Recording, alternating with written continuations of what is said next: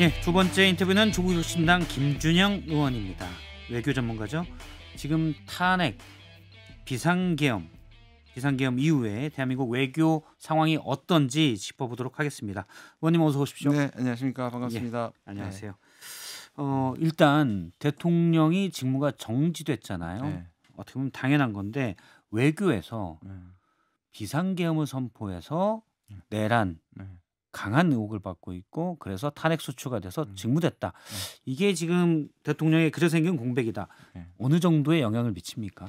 뭐 일단 외교의 수장이고 국가 수반이잖아요. 예. 그러면 요즘은 옛날에는 대사들을 보내면 대사들이 접근 대사라 그래서 대통령이나 과거에는 왕을 대신할 수 있었지만 지금은 정상회 외교가 거의 세계적인 그 외교의 중심이 되고 있는데 그걸 하나도 못하는 거고요. 그렇기 때문에 완전 공백 상태죠. 제가 외신하고 한 20번쯤 이번에 뭐 CNN이라든지 BBC로 다 하는데 공통적인 질문이 있었어요. Who is the boss예요. 이게 영어에서는 관용처럼 쓰는 거냐. 여기 지금 대빵이 누구냐 쉽게 해가면 그런데 그게 헷갈리는 거예요. 보시면 외교부에서 그럼 지금 외교할 대변인 이런 말을 했어요. 지금 누가 그러면 주요 외교 정책을 결정하냐. 예. 그러면 헌법의 틀이란 말을 했어요. 지금 헌법의 틀에서는 아직까지 그 윤석열 대통령이란 말이에요. 아직까지 대통령직이 남아 있잖아요. 그런데 실제로 하는 사람은 또 한덕수란 말이에요. 예.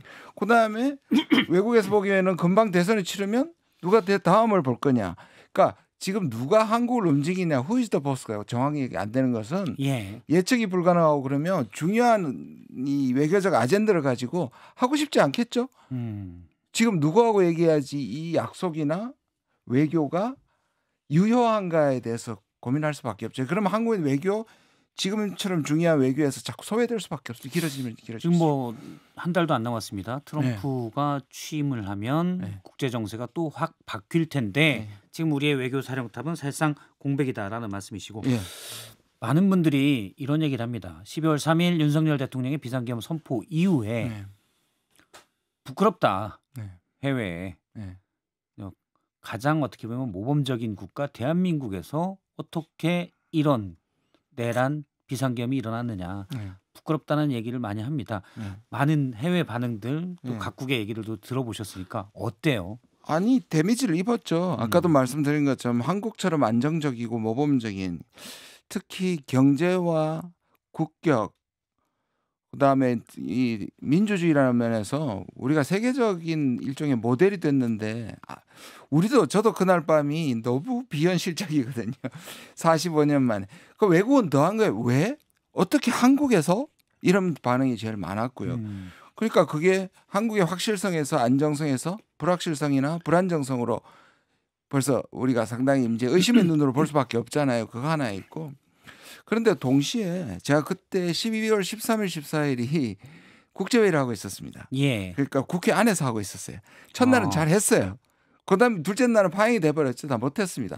중국, 그다음에 미국, 일본 사람 학자들이 전문가들이 왔었는데 부끄럽기도 했는데 또 그 다음 날에는 해제시키는 국회의원을 옆에서 다 봤어요. 바로 옆에 호텔에 묵거든요. 한쪽에서는 무서워하고 위험하면서도 다른 쪽은 한국 대단하다라고 그 역사의 현장에 하루 더 학술회의를 하는 것보다 자기가 이걸 역사의 현장을 목격한 거에 대해서 오히려 자부심 느낀다는 말도 했었어요. 사실 또 시민이 여의도 집회 7일, 14일 수많은 100만이 넘는 시민들이 와서 또 아주 평화로운 집회로 탄핵 소추를 가결시키고 이런 걸 보면 또 해외에서 한국은 뭔가 정말 대단하고 계엄을 선포한 건 뭐지 싶은데 또 이렇게 또 하냐 이런 반응도 좀 있을 것 같아요. 그럼요. 그게 제가 이제 그날 이제 마지막에 보내면서 그날 다음 날 저녁에 이제 식사를 하면서 보내면서 제가 이제 그 에피소드를 하나 말씀을 드렸어요. 뭐냐면 제가 이제 차를 몰고 가가지고 내려서 이제 정문에서 경찰들 한 30분 실랑이 나다 들어갔거든요. 제가 굉장히 일찍 들어갔는데 경찰하고 저기 시위대 사이에 자동차가 새벽까지 있었습니다. 그 데모가 시위가 계속됐었잖아요. 아침에 받았는데 스크래치 하나 없었어요. 차에. 외국에서 시위에서 이런 일이 없습니다. 차를 불태우거나 뒤집거나 하는데 그게 보통이라고 생각하는 사람들한테 이 얘기를 해주면 엄청나게 감동합니다. 사실 외국 시위는 물론 다 그런 건 아니지만 당연히 뭐 대부분 평화롭고 정말 이런 건도 맞지만 어떨 때 보면 뭐 상점을 약탈한다든지 맞습니다. 이런 부분들도 가끔 있는 경우가 있잖아요. 그럼요. 예. 특히 미국인들 중에서는 그 얘기를 많이 했습니다. 이렇게 평화로울 수 있느냐 그 얘기 하나. 그리고 이렇게 왜 이렇게 젊은 사람들이 많지? 예. 꼭 물었습니다. 질문하실 거 있으면 두 분도 자연스럽게. 김준영 의원님 말씀대로 그 지금 외교 공백이 매우 커졌죠. 그리고 대한민국의 최소한 이 사태가 끝나지 않는 이상은 불안감 내지는 불확실성 이런 것은 뭐 우리가 피할 수 없을 것 같아요.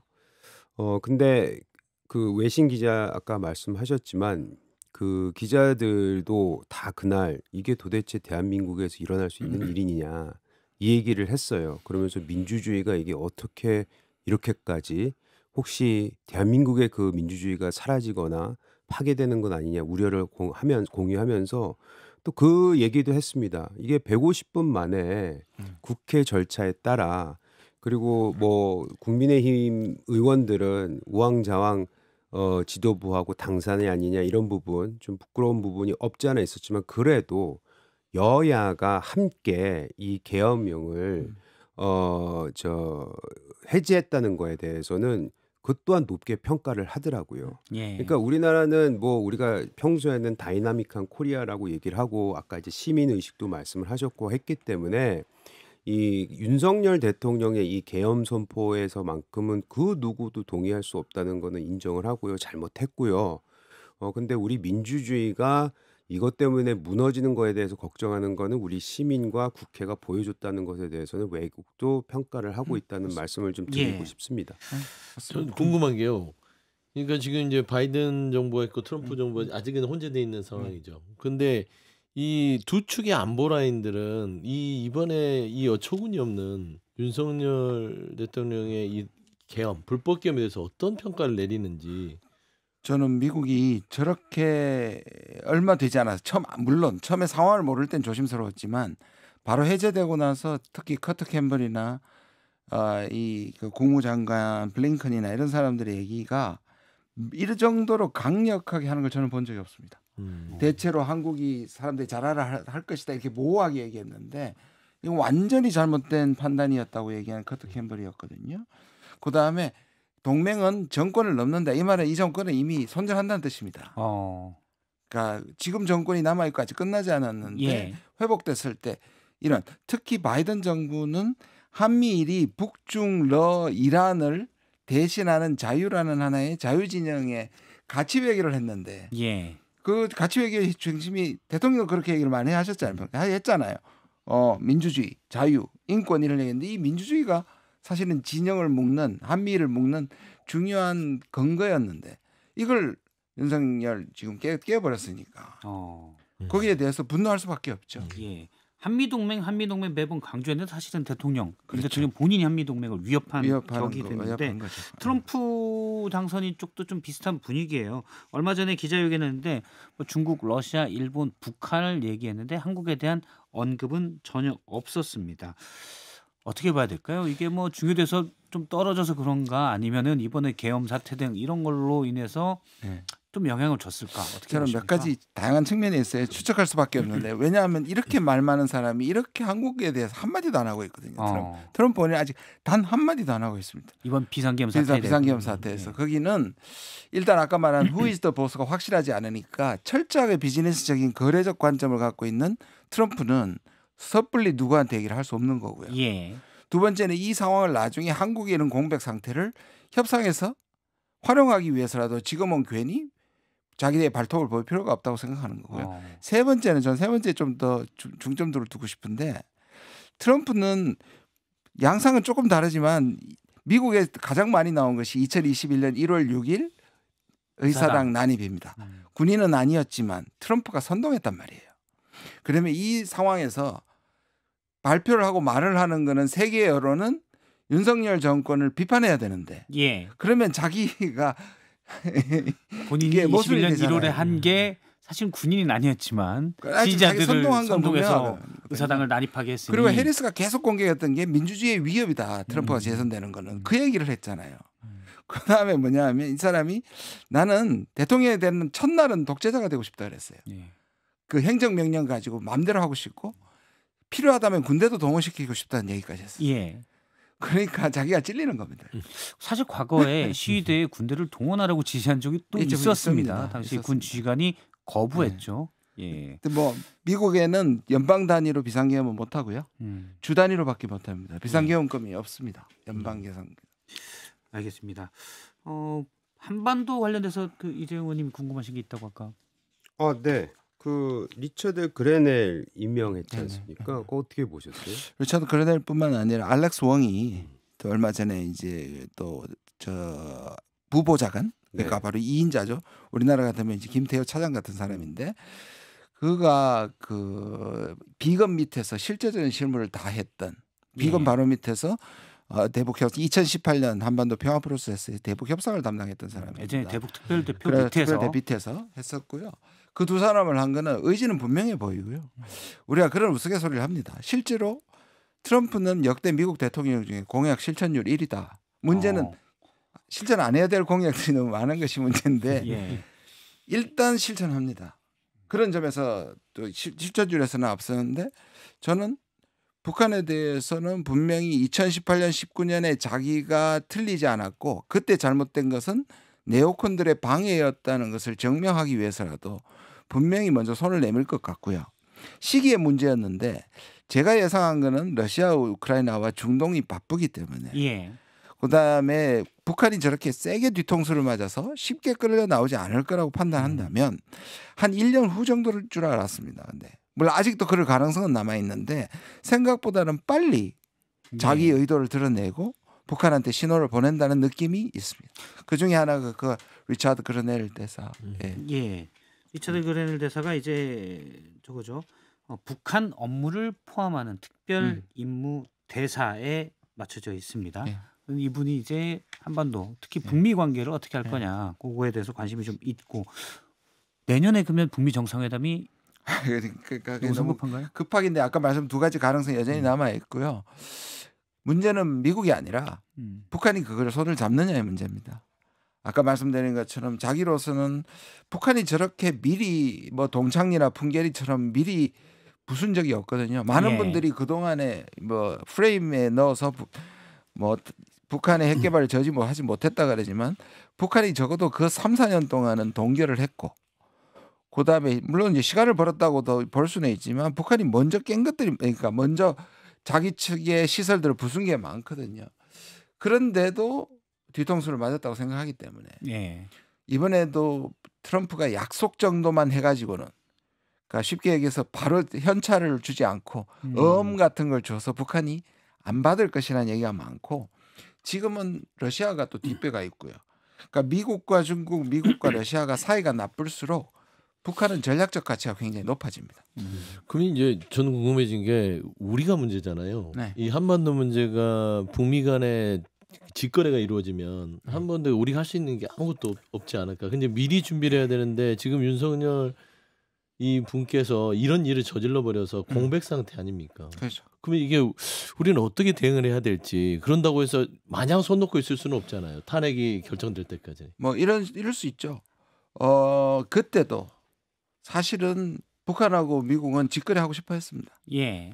아무래도 우리가 들어가면 하늘을 거쳐야 되니까. 사실 시작은 문정부가 사실 연결시키는 건 맞는데 뒤에 가면서 직거래 하려는 시도하는 게 꽤 많았거든요. 지금도 그렇고 싶겠죠. 근데 이렇게 낙관적으로 생각하면 그렇게라도 지금의 한반도 이 군사적 대치 긴장. 상황을 조금 낮추는 게 좋은데 문제는 아까 말씀할 때 미국은 자기 이걸 트럼프 같은 사람은 그때도 그런 말이 나왔거든. ICBM만 줄이고 예. 핵은 가져라고 인정해줘 버리면 음. 충분히 그럴 수 있는 사람이잖아요. 그러면 우리는 그걸 받아들일 수가 없잖아요. 우리 위협은 남아 있고 미국 위협만 제거하는 거예요. 예. 그러니까 이런 부분에 대해서 우리가 치밀하게 가야 되는데 말씀하신 것처럼 그래서 걱정이 되는 거죠. 사실 좀 우리 제 생각 같아서 그래 조금 북한 문제는 약간은 뒤로 갔으면 좋겠다는 생각하고 있습니다. 그러니까 결국에는 저도 보기로는 이게 북한하고 우리는 이미 대화가 단절됐잖아요. 윤석열 예. 정부 들어서 거의 싸우기 직전인데 미국 외교를 뭐 좀 지금 탄핵 심판 전에 공백이 생기더라도 그 미국과 북한이 만나는 부분들을 좀 조율할 수 있는 우리가 안정되기 전까지는 좀 기다려달라는 그런 외교전도 필요할 것 같아요. 네, 문제는 안 그렇다 그러지만 지금의 대부분의 정책이나 윤석열 정부가 한 일은 뭐냐면 바이든한테 올인한 거나 마찬가지거든요. 제가 예. 알기로는 그렇습니다. 그러면 이 트럼프는 굉장히 뒤끝이 있는 사람이거든요. 그러니까 자기가 안 될 거라고 생각했던 한국 정말 그거를 극복할 수 있을 정도로 뭔가를 선물을 안기지 않으면 안 변할 텐데 지금도 철저하게 무시하잖아요. 지금 현 정부 내에서 지금 뭐 대통령은 직무정지 상태고 정부 내에서 트럼프와의 연 관계 인맥 이런 것들을 활용하는 건 지금 보시기에는 상당히 낮다 현재 우리가 네. 이렇게 보시는 거군요. 저 거의 전무하다고 보고요 저는. 그리고 우리나라에 트럼프 계열에 있는 사람들과 미리 관계를 가지고 있는 사람들이 글쎄요 기업 몇 분들 있을까 몰라. 예. 저는 뭐 거의 없다고 아니, 보여집니다. 제가 안타까운 부분은 이런 거예요. 그 사실 트럼프가 당선이 되고 여러 경로를 통해서 트럼프 쪽과 접촉을 하고 있었고 사실 이번에도 그 일본의 전 아베 부인이 가지 않았습니까? 예. 그 기회를 삼아서 우리도 같이 함께 만날 수 있는 아닌 접촉을 하고 소통하는 기회를 만들어 가고 있었고 상당 부분 그게 진행이 돼서 거의 성공할 수도 있겠다라는 희망이 있었는데 이 계엄이 터져버리면서 그런 게 완전히 이제 물거품이 됐고 무산이 돼버린 거죠. 그래서 그것만 생각해도 왜 이 시점에 진짜 왜 했는지 자체도 문제지만 왜 또 이 시점에 했는지에 대해서도 사실 분노하지 않을 수가 없는 부분이 있긴 한데 제가 의원님한테 요거 하나 여쭤봐도 될까요? 아까 이제 컷 캠벨이 말씀을 하셨는데 컷 캠벨이 이제 그 국무부 부장관이잖아요. 그 사람이 제일 처음에 계엄이 나오고 터지고 나서 말씀하신 대로 이건 심한 오판이다라는 이런 얘기를 했단 말이죠. 근데 어찌 보면 또 다행히도 제 생각에 오늘 한덕수 총리의 대행에 대해서 대통령 대행에 대해서 이런 얘기를 했습니다. 그 아주 오랜 기간 동안 알아왔고 잘 알고 있고 또 우리는 그의 한국 내 역할을 전적으로 지지한다. 이런 부분은 그 뭐 성에 차진 않지만 그래도 지금 당장 미국과의 관계에 있어서 어느 정도 안정감을 주는 그런 좋은 시그널로 봐야 되지 않느냐. 그건 예? 어떻게 생각하세요? 아니 저는 동의합니다. 왜냐하면 우리가 늘 미국한테 우리는 미국을 절대적으로 필요하고 우리가 미국한테 최선을 줘야 미국이 우리한테 반응한다고 우리가 기본적인 프레임에 빠져 있기 쉬운데 예. 지금은 우리가 미국한테 줄 것도 많고 미국이 한국으로부터 얻어가는 이익들이 많기 때문에 미국도 안정적인 관계를 바랄 것이고요. 미국도 한덕수 지금에 대해 비슷한 심리라고 생각해요. 민주당이나 야당에서 모의의 혐의가 있는 한덕수를 오히려 잘라내고 다른 사람을 세우는 것보다는 국가를 위해서 안정성을 유지하기 위해서 사실 지금에 있는 일을 수습하는 게 더 낫다고 저도 주장했고 그렇잖아요. 저는 미국도 비슷한 생각이라고 해요. 그러니까 한덕수가 총리가 있는 대행의 역할에 맞는 것을 해주고 안정시키라는 거에서는 한미가 공통적인 이익을 갖고 있다고 생각합니다. 사실 우리가 뭐 한미동맹 많이 외치지만 어떻게 보면 그래서 그렇게 강조하는 게 마치 미국에 잘 보여야 된다는 것처럼 느껴지기 쉬운데 예를 들어서 대미 투자나 여러 가지 부분에서 미국도 우리를 간절히 필요로 한다. 그럼요. 특히 트럼프는 더 그럴 수도 있겠군요. 한번 생각해 보시면요. 미국이 과거보다 힘이 약해져 있는데 가장 강력한 도전자가 중국인데 예. 그걸 막아낼 수 있는 가장 충성스러운 미국이 보기에 두 동맹이 한국하고 일본이잖아요. 사실 그래서 연결시키려고 했던 거고. 예. 그렇게 보면 미국이 한국을 지금 전략적으로 엄청나게 필요로 하는 거죠. 경제적으로도 그렇고. 예. 그러면 어쨌든 서로 간에 필요해한 것도 있고 아주 전통적인 동맹이라는 부분도 있는데 사실은 계엄 선포 당시에 의원님이 이제 하신 말씀입니다. 조태열 외교부 장관이 비상계엄 선포 당시 필립 골드버그 주한 미국 대사의 전화를 받지 않았다. 이렇게 얘기를 하셨었고요. 어떻습니까? 아니 저는 이게 뭐 제가 정치인이니까 얼마 되지는 않았으면 그 원칙은 압니다. 이 제보가 신빙성이 있다면 국회에서 문제를 제기하고 근데 당시에 아무도 안 나왔습니다. 제가 문제 제기했을 때 거의 반파행이었기 때문에 그러면 그 때문에 하면 되는 건데 근데 나중에 조태열 장관이 시인을 했잖아요. 안 받았다는 거 아니에요. 그 안 받았다는 자가 문제예요. 근데 이제 제가 한 표현 그때 제보로 받은 표현 한국 사람들은 상종 못할 사람들이다. 윤 정부 사람들은 이걸 가지고 저한테 이제 계속 공격을 하고 저보고 사임을 하라까지 요구를 하는데 가만히 생각해 보시면 그 당시에 미국이 연락 안 되는 거에 대해서 기분 좋았을 리도 없고 매우 불쾌했을 거예요. 예. 그런데 미국한테 표현이야 어쨌든 좋은 복을 했겠습니까?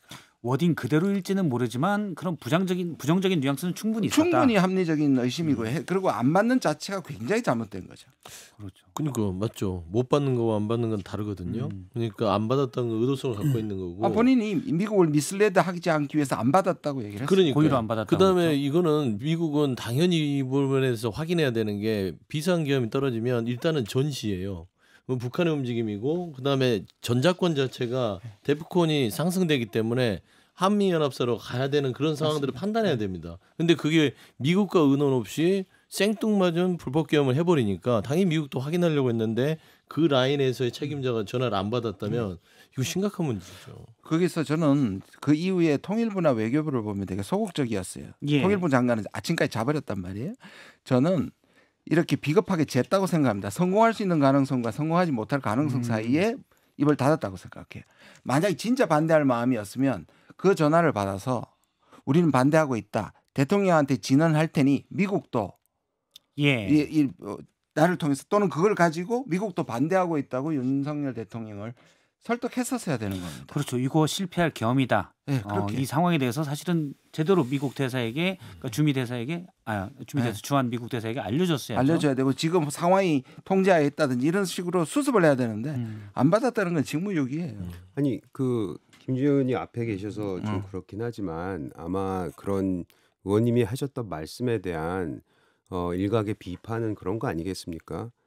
뉘앙스는 그렇게 했을 수도 있다고 생각을 하고 조태열 외교부 장관이 왜 안 받았느냐 전화를 그리고 본인이 일부러 안 받았다는 것도 비판받아 마땅하다고 생각을 합니다. 다만 외교부에 오래 계셨으니까 이 외교부는 문건 하나 만들 때마다 단어 하나하나에 대해서 굉장히 고심을 많이 하잖아요. 네. 근데 이제 현역 의원은 되셨지만 이렇게 상종을 못 하겠다 이렇게 한번 말씀을 해버리시면 네.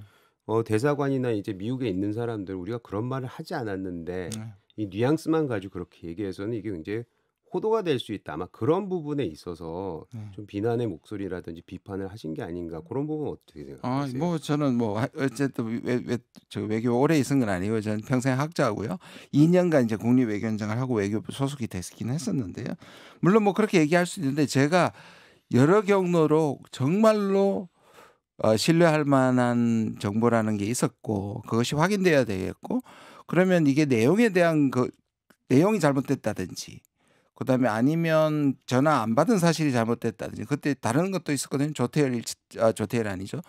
김태호 1차장도 안 받았다든지 이런 부분 그다음에 확인 안 된 것 중에 하나가 실제로 블링컨이 직접 전화했다는 얘기도 제가 제보를 받았어요. 근데 그중에 가장 가능성이 있는 얘기를 이제 그 외통의 시간에 물었던 거고요. 저는 뭐 정파적 이익 때문에 했던 저는 양심이 그 외통에서도 말했지만 양심이 그렇기는 건 없습니다. 네. 알겠습니다. 오늘 비상계엄 이후의 상황에 대해서 외교 문제를 조국혁신당 김준영 의원과 함께 짚었습니다. 오늘 말씀 고맙습니다. 네, 고맙습니다.